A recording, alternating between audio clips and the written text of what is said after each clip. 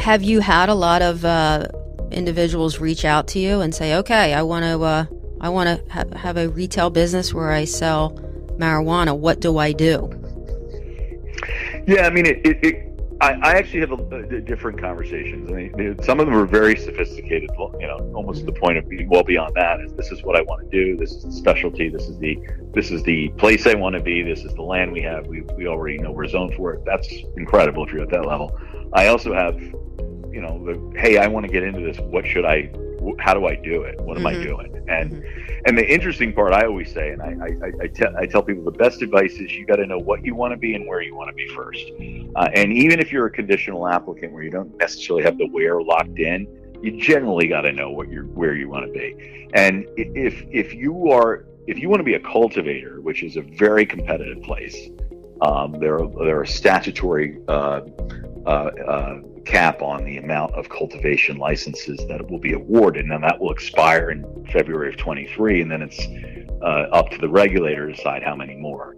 That's a very competitive effort, coupled with the fact it's very cost intensive, and you got to know what you're doing. I mean, this isn't like growing tomatoes in the backyard. This is, a very, very scientific, engineering focused effort. And similarly with manufacturing, although manufacturing is an interesting one, because when we talk about manufacturing, that is companies like we see in deep South Jersey, former Progresso, former food processing companies, Ocean Spray.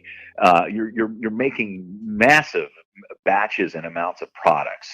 And by the way, similarly on the medical side, it's similar to what we've seen in our pharma economy, where they're making mass medical products, whether it would be some sort of lozenge, or we've seen meter dose inhalers or transdermal patches. These are major industries and manufacturing facilities, but it's also an itty bitty tiny little bake shop, or some sort of craft, candy kind of company that can be established, and maybe even out of some small kitchen. So that's a scalable entity there, and the CRC is fit around that. Then I think the easiest one to fit into is retail. And we've got a lot of different folks from what I'll call all different walks of life that had some level of retail experience, may or may not had some level of cannabis experience, and are trying to bring that into an equation. Whether there's a former florist that wants to convert the floral shop into a cannabis facility. We've had folks that have run different cell phone or tech stores that had success in retail that want to jump into this space now. Liquor, food service, it runs the gamut.